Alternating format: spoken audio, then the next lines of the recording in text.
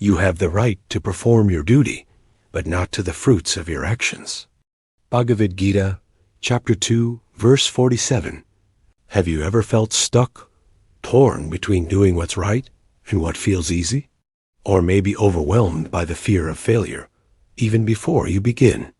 This timeless quote from the Bhagavad Gita invites us to act without attachment, an idea that challenges the very way most of us live. Welcome to Truthfully Free, a channel where we explore ancient wisdom and spiritual teachings to help you live with clarity, inner peace, and purpose.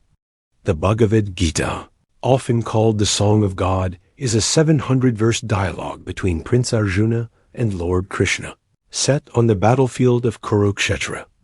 Written over 2,000 years ago, it's a sacred scripture within the Indian epic Mahabharata, yet its message speaks directly to modern-day struggles. This battlefield isn't just a place of war. It's a metaphor for the inner conflict we all face between duty and desire, fear and faith, self and soul. Why does the Gita matter today? Because it doesn't tell us what to believe. It teaches us how to live. Millions around the world turn to it for guidance in leadership, relationships, and spiritual growth. Its influence spans from Gandhi's nonviolent resistance to modern mindfulness movements.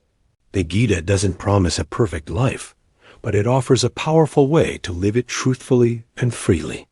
The Bhagavad Gita is more than just a sacred book. It's a living guide. For anyone facing confusion, inner conflict, or the question, what is the right thing to do?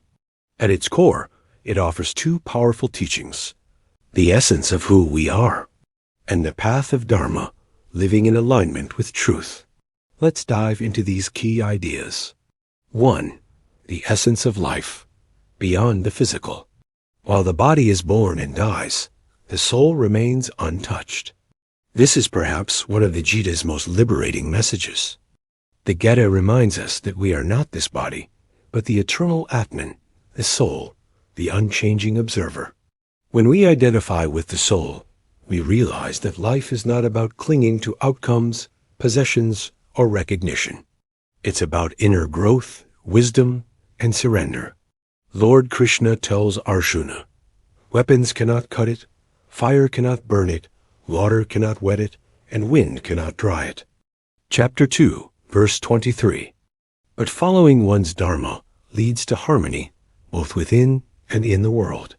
But Dharma is not a fixed rulebook. It is dynamic, contextual, and deeply personal. It is about doing what is right, not just what is easy or convenient. This understanding transforms our relationship with fear, death, and material desires. He does not want to fight. He sees family and teachers on both sides. He questions whether war is truly righteous. But Krishna urges him to rise, reminding him that avoiding his duty out of fear or attachment is a greater failure. Life, according to the Gita, is a journey of self-realization, a return to our true nature, which is eternal, blissful, and free. 2. Dharma, living in alignment with truth. At the heart of the Gita lies Dharma, a Sanskrit word that means one's duty, right action, or life's path. In the battlefield of Kurukshetra, Arjuna is paralyzed by moral confusion. Dharma is not always comfortable. It often requires sacrifice, discipline, and inner strength. Krishna says, to do what is right, simply because it is right, not for praise, reward, or gain. It means being fully present in the action, without being enslaved by its outcome. Better to fail in one's own duty than to succeed in the duty of another. Chapter 3, verse 35. This teaching invites us to stop comparing ourselves with others and to listen deeply to what life is truly asking of us. 3. Action without attachment, the key to freedom. One of the most revolutionary ideas in the Gita is the concept of karma yoga, the path of selfless action. Krishna tells Arjuna to act, but not to cling to the results. Let your concern be with action alone, never with the fruits of the action. Chapter 2, verse 47. This detachment is not indifference. Rather, It is a freedom from anxiety, from ego, from fear of failure. In this, we find a powerful key to peace, a life of service without stress, purpose without pride, and effort without exhaustion. Now you might be wondering, these teachings are beautiful, but how do I actually live them out in everyday life? Let's explore how the wisdom of the Bhagavad Gita can guide us through real-life choices, challenges, and daily moments. 1. In your work and responsibilities. Whether you're a teacher, a business owner, a parent, or a student, life asks you to show up and do your part. The Gita teaches us, focus on your actions, not the results. That means, work with integrity, but don't be crushed if things don't go as planned. Put in your best effort, then let go. This mindset removes stress, guilt, and anxiety. You're no longer working to please others. You're working in alignment with your Dharma. 2. In relationships. In relationships, attachment can lead to pain, expecting others to behave a certain way, or needing constant validation. Krishna's message? Act with love, but without clinging. Be kind. Be present. Be honest, but allow others to grow at their own pace. Don't try to control outcomes. True love is action without attachment. 3. In moments of fear or confusion. We all face decisions that feel scary.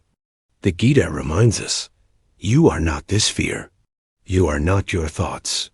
You are the timeless soul behind it all. When you feel overwhelmed, pause, breathe. Ask yourself, what is my Dharma here? What's the most honest, courageous step I can take right now? Then do it, without fear, and without needing to know how it all ends. 4. In spiritual practice. You don't need to renounce the world to live spiritually. Krishna says,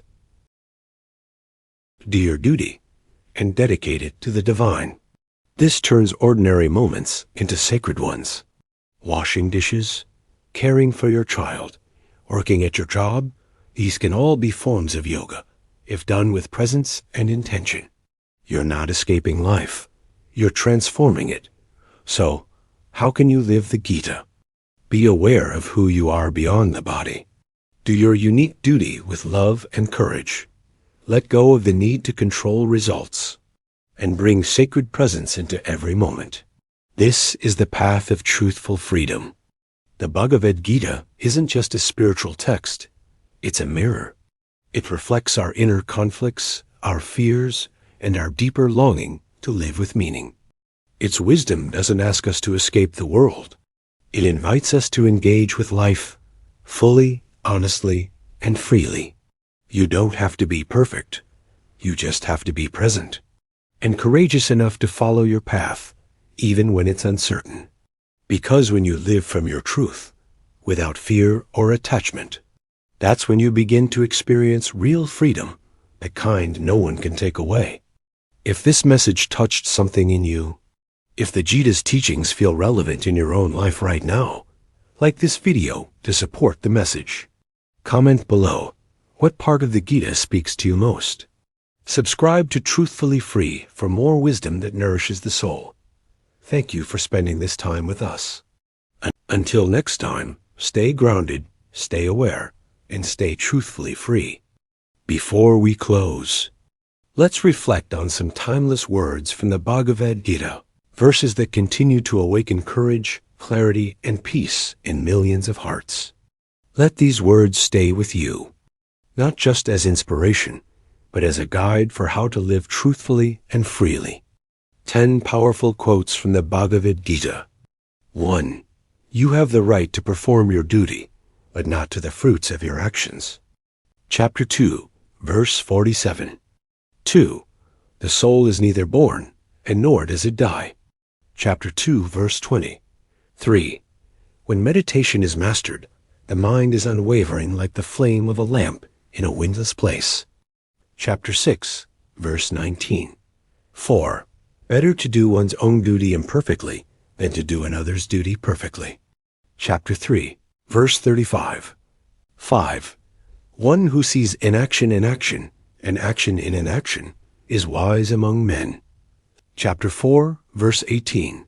6. A person is made by their belief. As they believe, so they become. Chapter 17, verse 3. 7. There has never been a time when you and I did not exist, nor will there be a time when we cease to be. Chapter 2, verse 12. 8. The mind is restless and difficult to restrain, but it is subdued by practice and detachment. Chapter 6, verse 35. 9. Delusion arises from attachment. From attachment comes desire. From desire, anger is born. Chapter 2, verse 62. 10.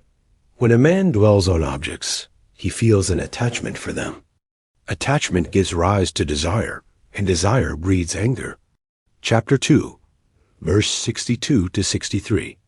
Let these verses echo in your mind, and gently guide your next steps.